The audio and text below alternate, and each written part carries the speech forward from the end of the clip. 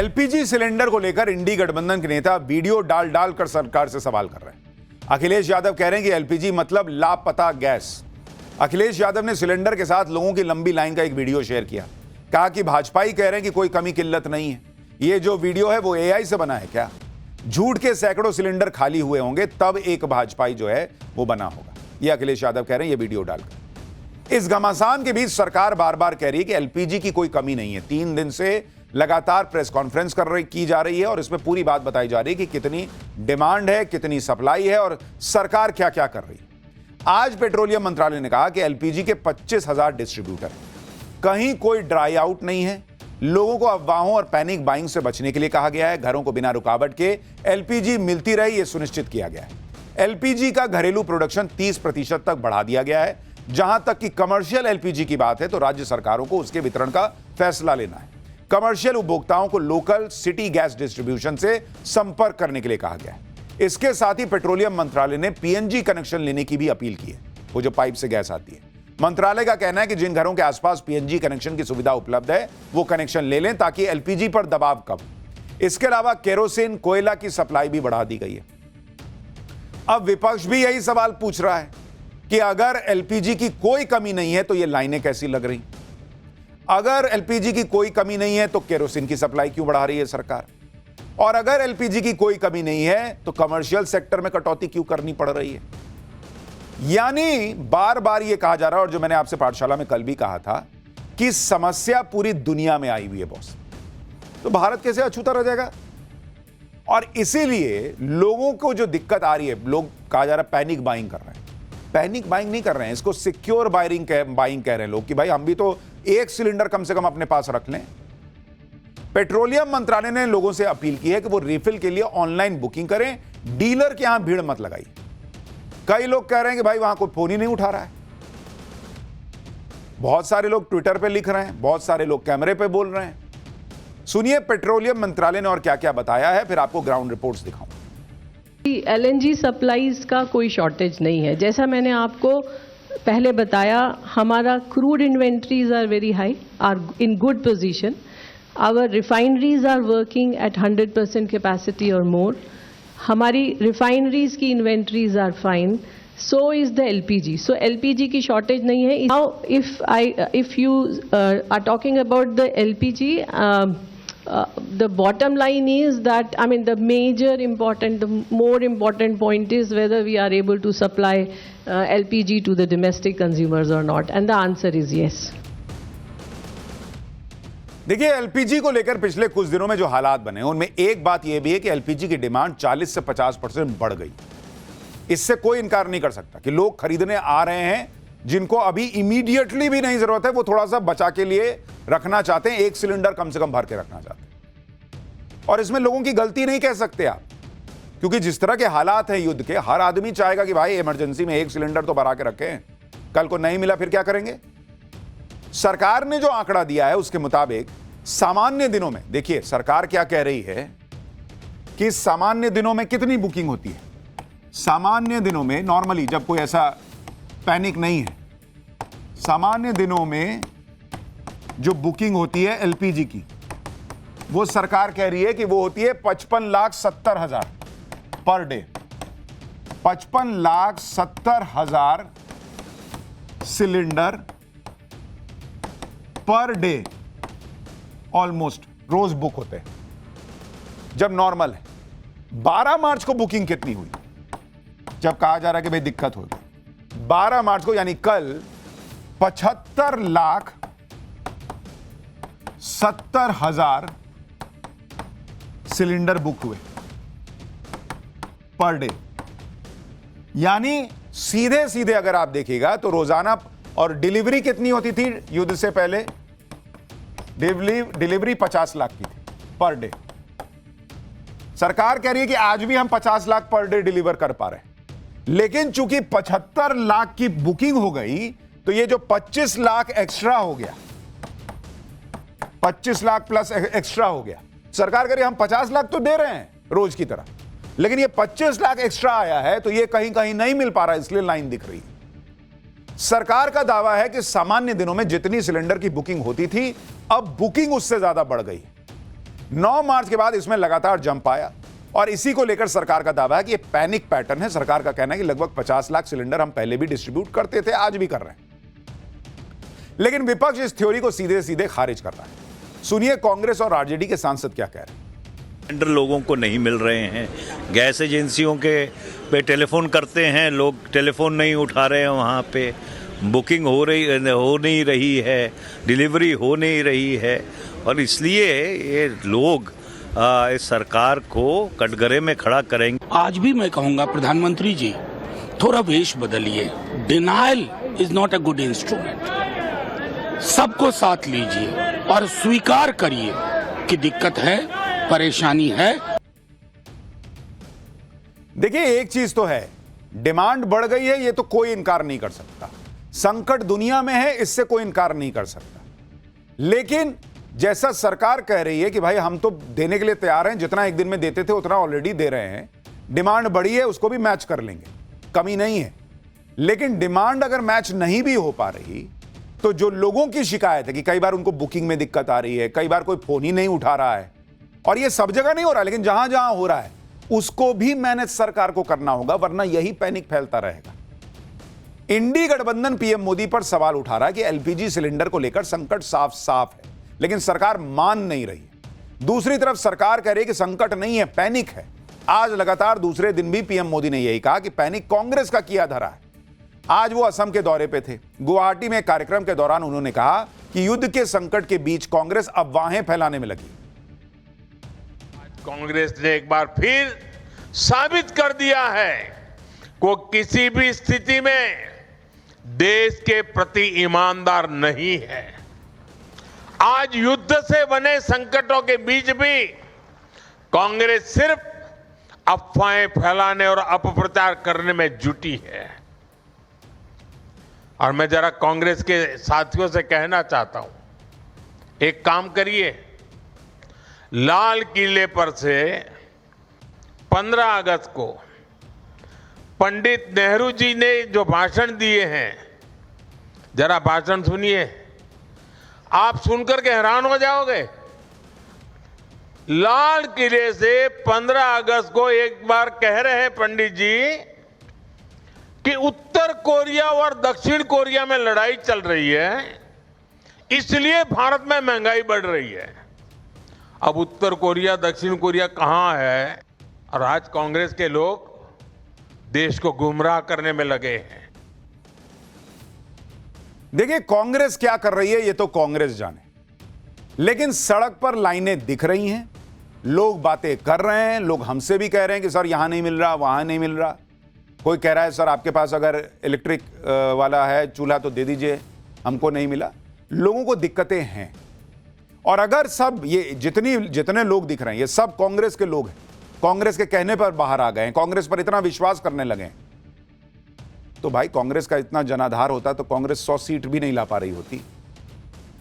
इसलिए मैंने कहा, कल भी कहा था कि सरकार जो कह रही है और विपक्ष जो कह रहा है, सच्चाई उसके बीच में कहीं। एकदम बम बम मामला भी नहीं है कि कोई दिक्कतें नहीं है, और एकदम खत्म मामला भी नहीं है। लोगों को दिक्कत आ रही है, ये लाइनें बता रही है। एक तरफ तो एलपीजी के मामले में धुआंधार पॉलिटिक्स हो रही है, दूसरी तरफ आप ये भी देखें कि एलपीजी की जो सप्लाई ईरान के रास्ते में रुकी है, उसके लिए प्रधानमंत्री नरेंद्र मोदी खुद लगे हुए भी हैं कि कैसे ये रास्ता खुले। कल ही प्रधानमंत्री मोदी की ईरान के राष्ट्रपति मसूद पेजेश्कियन से फोन पर बात हुई, और इस बातचीत में पीएम मोदी ने युद्ध के भड़कने और लोगों की जान जाने पर चिंता जताई। पीएम मोदी ने बताया कि भारतीयों की सुरक्षा और एनर्जी जरूरतें हमारी प्राथमिकता है। इसके साथ ही पीएम मोदी ने शांति स्थिरता पर जोर दिया। पीएम मोदी ने ईरान के राष्ट्रपति के साथ बातचीत में डायलॉग और डिप्लोमेसी पर जोर दिया। आधिकारिक जानकारी के मुताबिक ईरान के राष्ट्रपति ने पीएम मोदी को मौजूदा हालात की जानकारी दी। दोनों नेताओं ने संपर्क में रहने पर सहमति जताई। यानी पीएम मोदी ने ऐसे वक्त में ईरान से बात की है जब ईरान ने 2 दिन पहले ही भारत आ रहे थाईलैंड के एक शिप को धमाके से उड़ा दिया था। अभी भी ईरान के स्ट्रेट ऑफ हॉर्मुज में तेल गैस से लदे भारत के फ्लैग लगे 28 जहाज फंसे हुए, और इन जहाजों पर 700 से ज्यादा भारतीय फंसे हुए।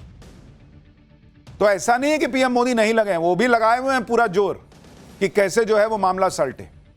इसके अलावा गल्फ रीजन में 23,000 भारतीय ऐसे हैं जो शिपिंग इंडस्ट्री से जुड़े हैं, उनकी सुरक्षा भी भारत की प्राथमिकता है। इधर पीएम मोदी ने ईरान के राष्ट्रपति से बात की। कल रात को विदेश मंत्री एस जयशंकर ने भी ईरान के विदेश मंत्री सैयद अब्बास अरागची से फोन पर बात की। युद्ध शुरू होने के बाद दोनों विदेश मंत्रियों के बीच यह चौथी बातचीत थी। इससे पहले 10 मार्च को भी दोनों विदेश मंत्रियों के बीच बातचीत हुई थी। विदेश मंत्री एस जयशंकर ने बताया कि ईरान में ब्रिक्स के मुद्दे पर बात हुई। ईरान के विदेश मंत्री की तरफ से अमेरिका और इजरायल के भीषण हमलों के बारे में जानकारी दी गई। इस डिप्लोमेसी और पीएम मोदी की बातचीत का असर भी दिखने लगा है। 24 घंटे के अंदर भारत में ईरान के राजदूत ने बहुत बड़ा बयान दिया है बॉस। भारत में ईरान के राजदूत से जब यह सवाल हुआ कि क्या भारत के जहाजों को ईरान से सेफ पैसेज मिलेगा, तो ईरान के राजदूत ने कहा है कि आप 2 से 3 घंटे में इसका असर देख सकते हैं। ईरान के राजदूत ने दावा किया कि युद्ध के बाद भारत ने उसकी मदद की है। भारत हमारा दोस्त है, ईरान के राजदूत कह रहे हैं, और वो कह रहे हैं 2-3 घंटे में आपको असर दिखने लगेगा कि भारत के जहाजों को रास्ता मिलेगा या नहीं। सुनिए वो कितनी बड़ी बात कह रहे हैं। India will get safe passage through the Strait of Hormuz. Yes, you can see the future, and I think that after 2 or 3 hours. But you said some good news in 1 to 3 days. You said something. Yeah. Because we believe that. We believe that Iran and India are friends. So you believe some good news? No. We have common interest. We have common faith. And I, as ambassador in India, Iran in India, I said to you that government of India in this situation after the war help us and in different fields. Thank you. Iran के भरोसे के बीच आज straight of Hormuz से एक बड़ी खबर आई। Shipping ministry की तरफ से बताया गया कि भारत के झंडे लगे 28 जहाज स्ट्रेट ऑफ हॉर्मुज में फंसे। उसमें से एक जहाज स्ट्रेट ऑफ हॉर्मुज से पार करके आगे बढ़ा है। शिपिंग मंत्रालय ने बताया कि भारत का फ्लैग लगा जग प्रकाश नाम का एक oil tanker straight of Hormuz से सुरक्षित गुजर गया है। इस जहाज में गैसोलीन है। यह जहाज ओमान से अफ्रीका की तरफ जा रहा है। शिपिंग मंत्रालय ने बताया कि भारत के फ्लैग लगे 28 जहाज फंसे हुए हैं। इसमें से 24 जहाज हॉर्मुज स्ट्रेट के वेस्ट में हैं, 4 ईस्ट में। जो ईस्ट में है उसमें से एक जहाज अब अफ्रीका के लिए रवाना हो गया है। यह जहाज ओमान के सोहार पोर्ट से निकला था और अब 21 मार्च को तंजानिया पहुंचेगा। अभी भी भारत के फ्लैग वाले 27 जहाज फंसे हैं। उसमें कुल 744 क्रू मेंबर फंसे हैं। शिपिंग मंत्रालय ने बताया कि सभी जहाजों और क्रू की लगातार मॉनिटरिंग हो रही है। एक तरफ तो यह प्रयास चल रहा है कि तेल गैस की जितनी सप्लाई बाहर से रुकी पड़ी है उसको शुरू कराया जाए ताकि यह संकट टले। इंपोर्ट में जितनी कमी हो रही है उससे कहीं ना कहीं यह पूरा किया जा सके और लोगों तक तेल गैस की पर्याप्त सप्लाई को सुनिश्चित किया जा सके लंबे समय तक। लेकिन कुछ लोग ऐसे भी हैं जो हमेशा ऐसे क्राइसिस में मौका ढूंढ लेते हैं मुनाफाखोरी का। जमाखोरी और कालाबाजारी करने वाले ऐसे ही मौके की तलाश में रहते हैं और इस वक्त वही हो रहा है। जमाखोरी और कालाबाजारी करने वाले एक्टिव हो गए और इन पर ताबड़तोड़ छापे पड़ रहे हैं। यूपी से छत्तीसगढ़ तक और बिहार से बंगाल तक जमाखोरों पर एक्शन हो रहा है। बिहार के अररिया में पुलिस ने 250 गैस सिलेंडर जब्त किया है। उसकी तस्वीरें चलाइए। जो गैस सिलेंडर मिला है अलग अलग जगहों पे बॉस, अभी आपको तस्वीर दिखाऊंगा। अलग अलग जगहों पर जमाखोरी हो रही है। बिहार के अररिया में पुलिस ने 250 गैस सिलेंडर जब्त किए। तो यूपी के हापुड़ में समाजवादी पार्टी के नेता अब्दुल रेहान के घर से 55 भरे हुए सिलेंडर बरामद होने की खबर है। स्थानीय लोगों का दावा है कि अब्दुल रेहान ब्लैक में 2-2 हजार रुपए में सिलेंडर बेच रहा था। वहीं मध्य प्रदेश के बिलासपुर में पुलिस ने छापा मारा तो एलपीजी के 126 घरेलू सिलेंडर बरामद किए गए। जबकि कोलकाता में एक गैस एजेंसी पर सिलेंडर की कालाबाजारी के शक में पुलिस ने छापा मारा और रजिस्टर से स्टॉक का मिलान किया गया। जरा कोलकाता से ये ग्राउंड रिपोर्ट देखिए, तब तक मैं वो तस्वीरें भी आ जाएंगी, वो आपको दिखाता हूं। कोलकाता के एक इंडियन गैस एजेंसी में मौजूद है और फिलहाल यहाँ पर कोलकाता पुलिस की एनफोर्समेंट ब्रांच के अफसर जो है रेड कर रहे हैं। हम आपको तस्वीरों के माध्यम से दिखाना चाहेंगे। इसी इंडियन जो एजेंसी का दफ्तर है वहां पर कोलकाता पुलिस के जो अधिकारी है यहाँ पहुंचे हैं और तमाम चीजें चेक की जा रही कि उनके इन्वेंट्री में कितने गैस सिलेंडर है, कितने दिनों का बैकलॉग है और कहीं ब्लैक मार्केटिंग तो नहीं हो रहा है। इसको देखने के लिए क्योंकि कल ही जो राज्य सरकार है उनके तरफ से एसओपी जारी किया गया है और ये इंस्ट्रक्शन दिए गए हैं हर जिले के डीएम और एसपी को कि कहीं भी कोई होर्डिंग ना हो या फिर काला बाजारी ना हो, ब्लैक मार्केटिंग ना हो और सिलेंडर को बेचा ना जाए। इसीलिए जो है तमाम जगहों पर रेड चल रही है। दक्षिण कोलकाता के दक्षिणापर्ण में भी इसी एक इंडियन गैस एजेंसी के दफ्तर में फिलहाल रेड चला रहे हैं कोलकाता पुलिस के एनफोर्समेंट ब्रांच के अधिकारी। और बाहर का दृश्य देखिए, ये तमाम लोग जो है ये पता करने आए हैं कि आखिरकार कितने दिनों का बैकलॉग है और कितने दिनों में जो है मिलेगा। अगर जमाखोरी और कालाबाजारी होगी तो क्राइसिस और बढ़ता दिखेगा बॉस, क्योंकि इससे जिन्हें सिलेंडर वाकई में मिलने चाहिए वो नहीं मिल पाएगा। आप देखिए कि एक तरफ तो ब्लैक मार्केट में सिलेंडर बेचने वाले पकड़े जा रहे हैं, दूसरी तरफ ऐसे लोग हैं जो सिलेंडर के लिए रो रहे हैं। सबके पास इतना पैसा नहीं होता कि ब्लैक में सिलेंडर खरीदे। आम आदमी तो गैस एजेंसी के ही भरोसे रहता है कि वहां से तय रेट पर सिलेंडर मिल जाएगा, लेकिन कहीं कहीं स्थिति ऐसी है कि सिलेंडर आसानी से नहीं मिल रहा है बॉस।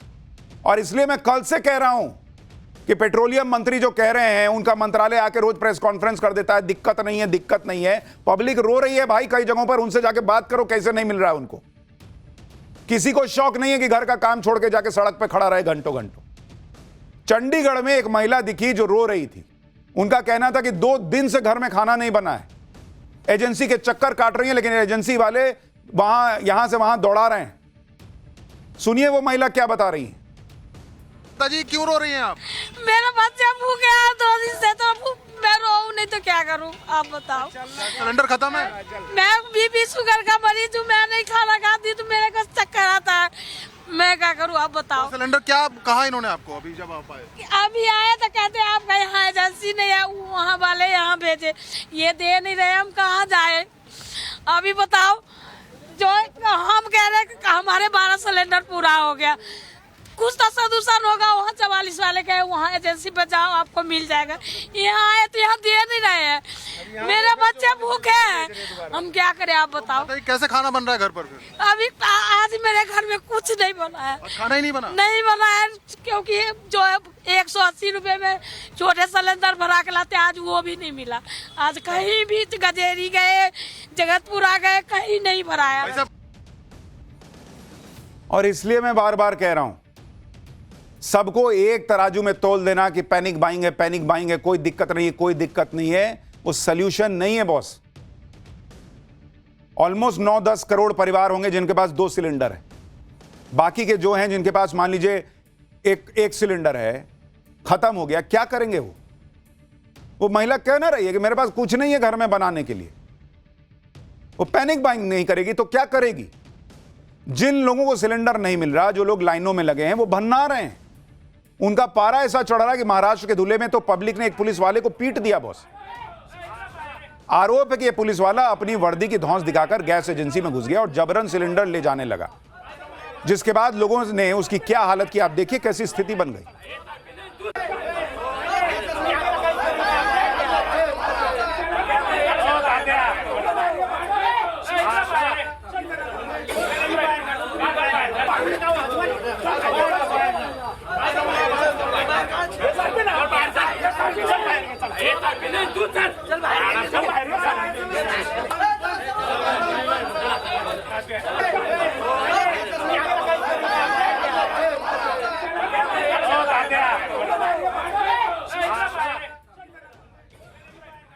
जो लोग लंबी लंबी लाइनें लगाकर खड़े हैं, उनके बीच में कोई वीआईपी बनकर घुस जाएगा, सिलेंडर लेकर चला जाने का प्रयास करेगा तो पब्लिक को तो गुस्सा आएगा ही।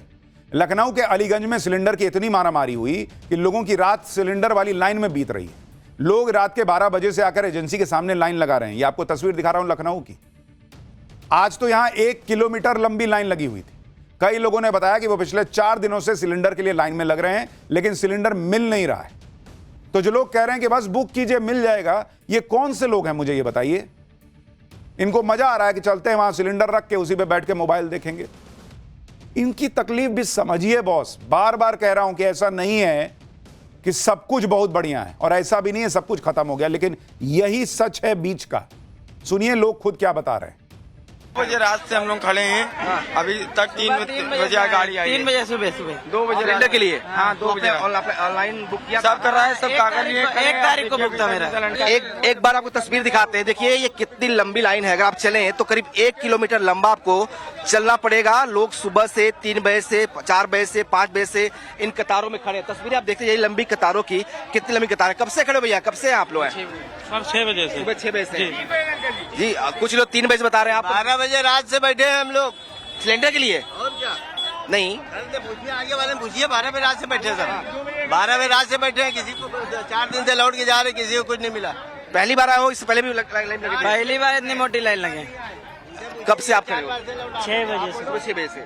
ये देखिए कतारें आपको दिखाते हैं, कितनी लंबी कतारें लगी हैं। भाई साहब कुछ पूछ लेना। बताइए कब से आप लोग खड़े हो लाइन में? जी हम 4 दिन से लगातार खड़े हैं, पर्ची कटी हुई है, डेट देख लीजिए कितने तारीख को है, कितने तारीख को हम लोगों ने ली है। जी हाँ, एक किताब जो हमारी है वो भी देख लीजिए, और 4 दिन से लगातार मैं दौड़ रहा हूँ।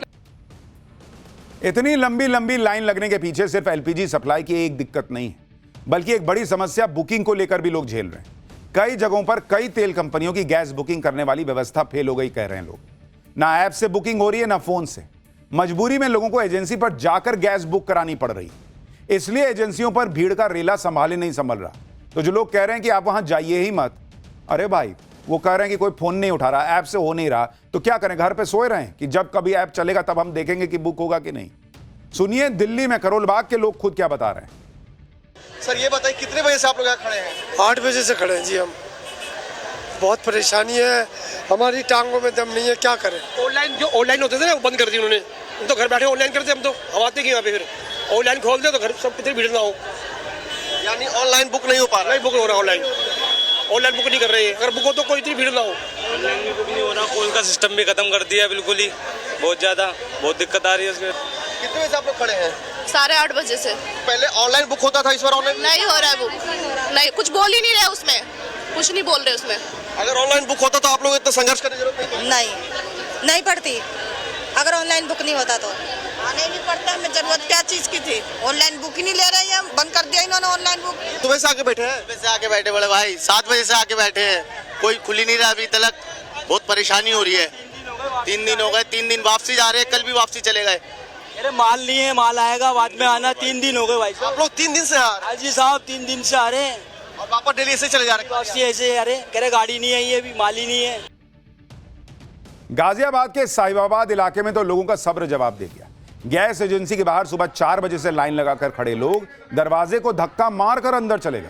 लोगों का आरोप था कि ऑनलाइन बुकिंग नहीं हो रही है। जब लोग हमारे कैमरे पर एजेंसी की पोल खोल रहे थे तब एजेंसी के अधिकारी चिढ़ गए, कहने लगे कि हमारी वजह से लोग परेशान हो रहे हैं। लेकिन पब्लिक ने चिल्लाकर कह दिया कि वो हमारी वजह से नहीं, एजेंसी की कारस्तानी से परेशान हो रहे हैं। इसके बाद एजेंसी के अधिकारी की बोलती बंद हो गई। सुनिए जरा। केवाईसी कराने आए, क्या करने आए? ये मेरा कागज मैंने जनवरी में लिया, मैं अपना बुकिंग भी कराने आया, केवाईसी दोनों कराए और बुकिंग भी नहीं हो रही। ये भी तो गलती है, बुकिंग लाई नहीं रहे कि करना क्या है, कुछ पता भी नहीं रहे, बस इधर उधर हवा में घूम रहे हैं। तो हमें अपना काम करने दे दीजिए। आप कीजिए, हम तो चाहते हैं आप काम करें, इन लोगों की लाइन खत्म हो जाए। जो यहाँ भाई मतलब में जमघट लगा रखा है, नहीं हमने नहीं लगा रखा, हम चाहते हैं ये आपकी वजह से जमघट। भाई एक मिनट, आप हमारी वजह से लगे हुए हैं या इनकी वजह से लगे हुए हैं? सबका काम सबने बता दिया किसकी वजह से काम मैं कर रहा था ना। नहीं, आपका सर्वर क्यों नहीं चल रहा? वो चीज तो कंपनी क्या बताऊं, आपको दिखाया ना मैंने। कितनी देर से एक व्यक्ति पे कितना टाइम लग रहा है? एक व्यक्ति पे कितना टाइम लग रहा है? क्यों एक व्यक्ति पे कितना टाइम लग रहा है? पिछले आधे घंटे से ये सर्वर चल ही नहीं रहा है। अब परेशान ये लोग हो रहे हैं जो बेचारे बाहर लाइन में लगे हुए हैं। उनका तो मिलना चाहिए ना, उनका नहीं मिल रहा जिनका बुकिंग है। कई जगहों से ऐसी तस्वीरें आज भी आई कि गैस एजेंसियों पर बेहिसाब भीड़ लगी।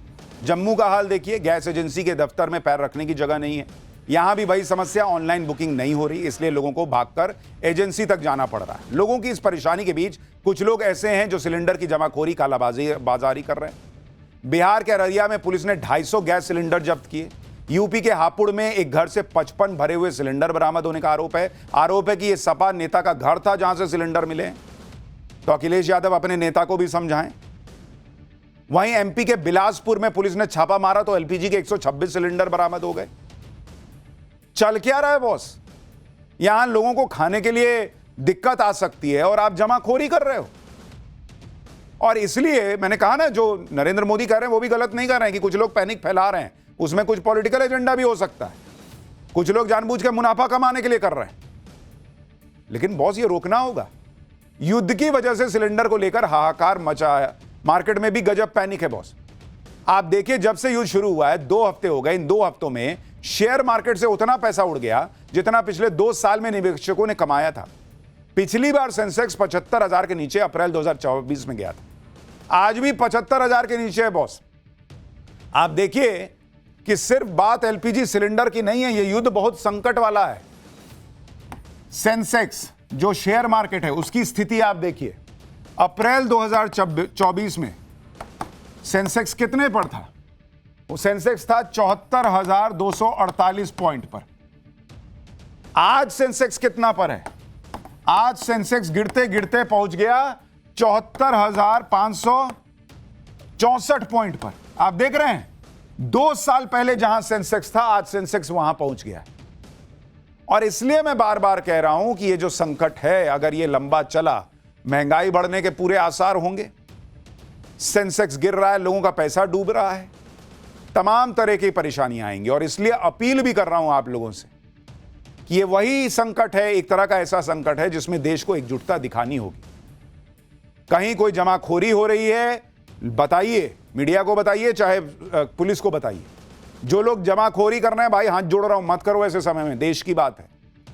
और सरकार भी पब्लिक की तकलीफ समझे और विपक्ष भी सिर्फ पब्लिक को परेशानी हो रही है ना बताए, कुछ मदद कर सकती है तो करे।